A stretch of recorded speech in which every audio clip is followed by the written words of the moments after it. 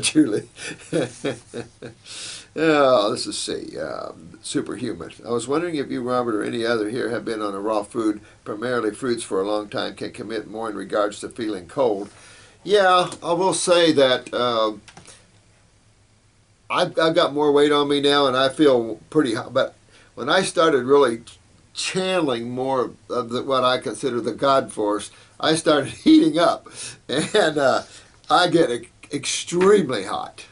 I mean, I burn sometimes, and hard to be around me then. I'm on fire, so that warmed me up. But if you're just on fruits and stuff, yeah, you can get that way. But check your thyroid out. You get your thyroid pumping pretty good, you should be pretty moderately well.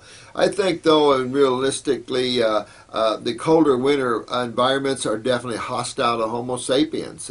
Truly, our species is a tropical species. Subtropics, which is Florida, that's about the farthest north one, really, California maybe. But I tell you that to eat well, someone just made this comment earlier, and just, I had to, what was this, YFABU. Me too. I'm standing in the produce section in Publix looking at all the fruit and veggies, and I'm saying to myself, I'm literally starving here. I'm really not polarized to the vegetable matter too much. I'm the fruit, the berries, and the melons. Well, here's the blueberries, $6 for a little bitty container. The watermelons are horrible. The bananas aren't ripe. The organics look horrible. I bought some organic oranges just to see, and man, they tasted as bad as the ones that weren't.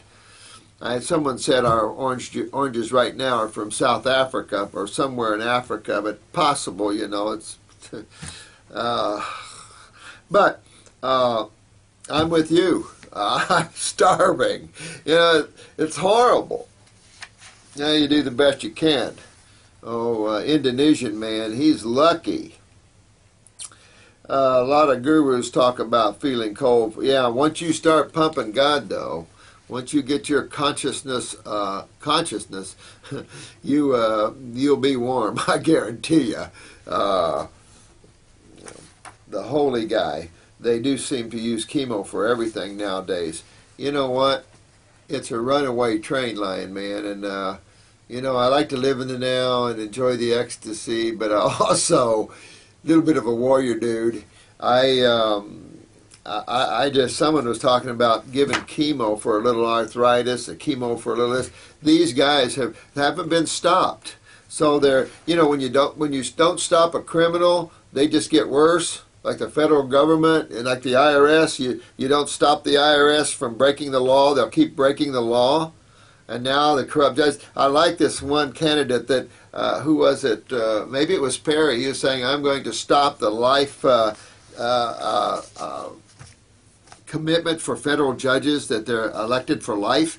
That was the worst thing you could have done, the government could have done. And those type of presidents have sold off God and the American way and the beauty, because the American way is the God way. Freedom of the individual to be and express themselves, and so we've just choken that off. And to give anybody a lifetime job, and it doesn't matter how good or bad they are, you're in there for life, that's a bad signal. We got to end the lifetime appointments for federal judges. That's the first thing, and they need to be able to, I don't know how you're going to have checks and balances with judges. They're so arrogant. You talk about narcissistic, and they think they can make a ruling any way they want and no one's going to bother them.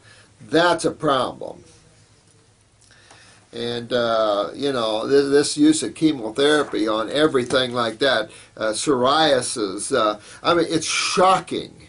It's literally shocking that these people are that ignorant. It's shocking. This is barbaric, archaic, torture. And we condone it. But, of course, we did waterboard and we did do torture. Americans, it's amazing. The proof's in the pie. A family member of mine is on light chemo for kidney disease. Whoa! Whoa! Oh, Man, can you imagine running chemo through your kidneys? But there again, kidneys. Everybody has kidney problems to some degree. I could make that statement probably and be pretty close to accurate. Dang. But you know what? Supply and demand.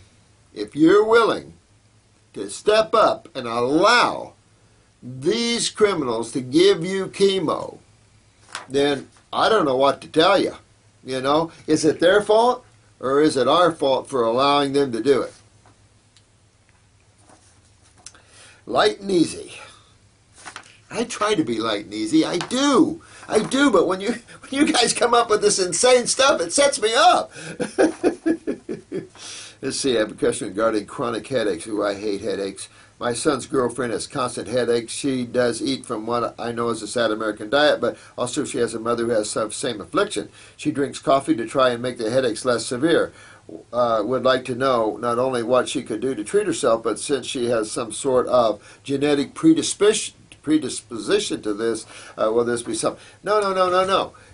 Definitely though, stomach, sinuses, you know, you can look either way, doesn't matter. Your focus is always the same, whether the problem is in the GI tract and you're having spasms in the stomach or problems in the stomach, you've got sinus, you got pressure, you've got low calcium utilization where you have more spasticity, all acidosis. So you're going down that same road to get well as someone with cancer, someone with anything else. That's what drives them nuts. It's way too simple. But get in there and detoxify those bodies for sure. You have headaches that long, don't put up with those headaches. I had an Amish elder once come to me, had headaches, migraines every day for 45 years. And only took me a couple months to get it out of him. And had it every year and spent, I think I told you about this one, well up over $100,000. And I got it out of him 2.5 months, or even 2 months. Could have been even less than that. Wasn't a difficult case whatsoever. He never did forget that. Good guy. Died recently in his upper 90s, or mid-90s. Let me see here. Elder Ivory. Ivory! I have been watching a number of your videos and they have helped me. Thank you, Ivory. You've been eating a lot of bananas to see. I'm dealing with Candida with a lot of symptoms. Well, remember this young sweet thing said she's nuking her Candida. You got to nuke your Candida, man. That's why you get into the herbs. Use the herbs. But remember, clean out the body. Get your adrenal glands up. Stay away from starch and get into the simple sugars and stuff like that. And I was near death, but God intervened. Also dealing with hypoglycemia. There you go. You're having sugar metabolism problems. And this is a good lesson for you guys that want to be healers. It's a sugar metabolism problem. Remember, the fungal family, Candida, etc., moles, warts. Well, warts are virals, but still, when you take a look at this, this is all in the process of decay, fermentation, things like this. When you see the microbes of life, realize their job is pretty much to help the process of life to death. Because we always need atoms here. People keep wanting to have babies, and we need atoms. The problem is, the more we get atoms as humans, we have to have the same death ratio somewhere. Whether it's trees, whether it's plants, somewhere. We can't just wish we had more atoms and reach somewhere in Santa Claus's bag and pull out more atoms. This universe is already built. It's atomically solid. So we can't get more atoms. So something has to die when you want to have a child. But that's the natural rhythm of things. But at the same time, we have to have balance with that. And so really go after the health of your body here. It's hypoglycemia. So fungus is fermentation, the process of fermentation. You don't crave fruits with Candida. People say fruits feed Candida. You don't crave fruits with Candida. You crave breads, pastas, cheeses, already fermented foods. That's what you crave. Fruits will turn it on, though, no question. But use Parasite M or some type of antifungal herb, safe, Great for the body. Keep them down to a low roar. Fix your adrenal glands so you'll start metabolizing sugar, Ivory. You'll bring it up from low sugar. But because you have a little low blood sugar, you need to eat about 4 or 5 meals a day. You can eat off and on all day long fruits. These fruit sugars and vegetable sugars aren't long-lasting sugars. They're not like a starch where you got a lot of sugar. Someone asked me the difference between the fructose in fruits and the fructose, let's say, in table sugar. Say it's sucrose or maltose or dextrose. They call a sugar a saccharide. A sugar is considered a saccharide, which is basically carbon chains. And so simple sugars are simple carbon chains of carbon. So when you look at disaccharides, which is 2 sugars or more, or polysaccharides, which is many sugar. Poly means many, just like polycystic means many cysts. Well, that's a lot of, there's only glucose and fructose as simple sugars except for galactose. So most complex starch, of course, has a bunch of glucose and a bunch of fructose bonded uniquely to make that particular starch. So it's always between fructose and glucose, however many bonds you want to bond to make the polysaccharide. So simple saccharide. You can't get any simpler than fructose and glucose. The comment about the fructose is converted back to glucose is, I kind of disagree with that one. I've proved that isn't true. I have been told to take probiotics and herbs from Pure Herbs. Well, Pure Herbs is a good company. I like Pure Herbs. It's a good company. Probiotics, forget that. You can't keep these guys out, and you want the bacteria suited for the food you're eating, not lactobacillus and bifidus groups. That's ridiculous. You can't keep these guys out. I also told to not eat sweet fruit. All of this advice was from a lady in Louisiana that does iridology, and the sound advice from her, Candida low blood. Yeah, I mean, just take off down the road. I mean, you support yourself with the herbs and the diet, and you go on down the road. Don't be afraid of fruits, berries, or melons ever. Use your herbs to deal with overgrowth and things like this, and to put a punch to the program. This is NDAN, NDAN 3. I need to recommend it as to what our protocol. Let's see, my meds are, let's see, Zolpidem for sleeping, Levoxyl for thyroid, Atentanol for high blood pressure, hydrocortisone for, which is really a diuretic, Furosemide, which is another diuretic. Of course, you're on potassium, aspirin, one Synergy Multivite, and Aclacber for herpes. Well, let's see, also wants to put me on Wellbutrin for depression.